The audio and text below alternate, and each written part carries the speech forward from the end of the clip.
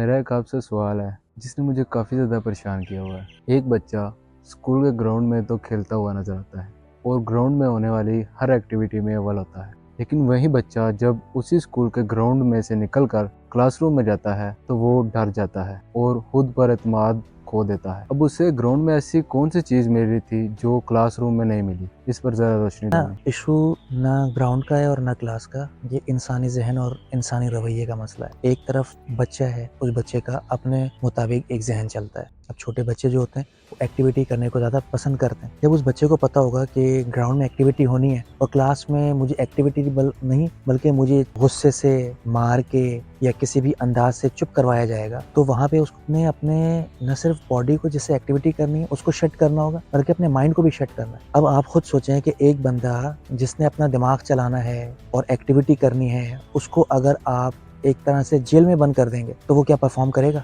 कभी भी परफॉर्म नहीं करेगा। लेकिन दूसरे एंड पे देखें, हमारा एजुकेशन सिस्टम क्या है। जब वो ग्राउंड में खेलने आ रहा है तो उसको पता है बच्चे को मेरी वहाँ पे मैं जिस तरह खुलकर चाहूँगा सलाहियत दिखाऊंगा अपनी मर्जी से। लेकिन जब आप क्लास में चले जाते हैं तो हम ही असातिज़ा होते हैं, हम ही में से उस्ताद बनते हैं, तो हम वो रवैया उनके साथ रखते हैं जो शायद अपने बच्चों के साथ नहीं रखते। और अगर हम अपने बच्चों के साथ भी वही रखते हैं तो इसका मतलब है वो पूरी नस्ल, उस पूरे का पूरा तबके का जो है वो मसला ये है कि वो ज़हनी तौर पे खुद आज़ाद नहीं है। तो चाहिए हमें ये कि हम क्लास में भी एक्टिविटीज़ के ज़रिए बच्चों को समझाएं, उनको सवाल करने का मौका दें, उनकी जो क्यूरियोसिटी है उसको दबाएं नहीं। अगर आप कभी थप्पड़ से, कभी ऊंची आवाज़ से और कभी इग्नोर करके उसकी सलाहियतों को दबाने की कोशिश करेंगे तो एक वक्त ऐसा आएगा वो अपनी सलाहियतें दबाता जाएगा और सिर्फ वो सलाहियतें नहीं दबेंगी बल्कि वो खुद भी दबता जाएगा। उसके अंदर फिर कॉन्फिडेंस की कमी का मसला पैदा हो जाएगा। फिर वो किसी मैदान में परफॉर्म नहीं कर पाएगा तो वही माँ बाप, वही असातिज़ा ये कहेंगे तुम क्लास तो लेते हो, तुम रेगुलर तो आते हो, तुम ये काम तो करते हो। लेकिन कोई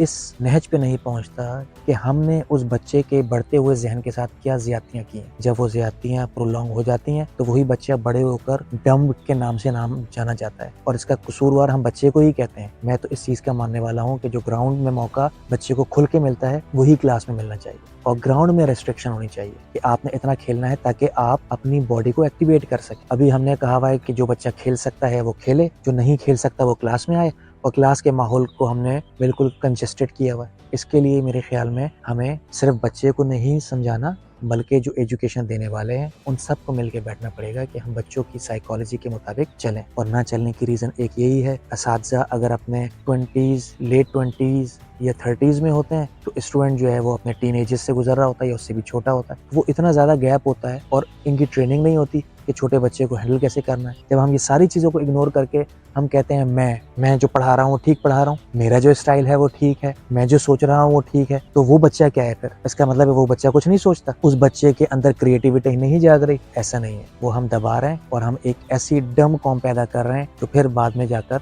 साबित हो रही है कि आप देख लें कि हम कहाँ पे खड़े हैं, हमारी नेबर कंट्रीज़ कहाँ पे खड़ी हुई हैं, वेस्टर्न एजुकेशन वो कहाँ पर है, किस तरह वो इवॉल्व कर रहे हैं और हम इवॉल्व करने के बजाय हम पस्ती का शिकार हो रहे हैं। उसकी रीज़न यही है कि मेरा तरीका और मेरी एजुकेशन, हमने इस पर फोकस किया हुआ। बच्चे को किस चीज़ की ज़रूरत है, we are totally ignoring that.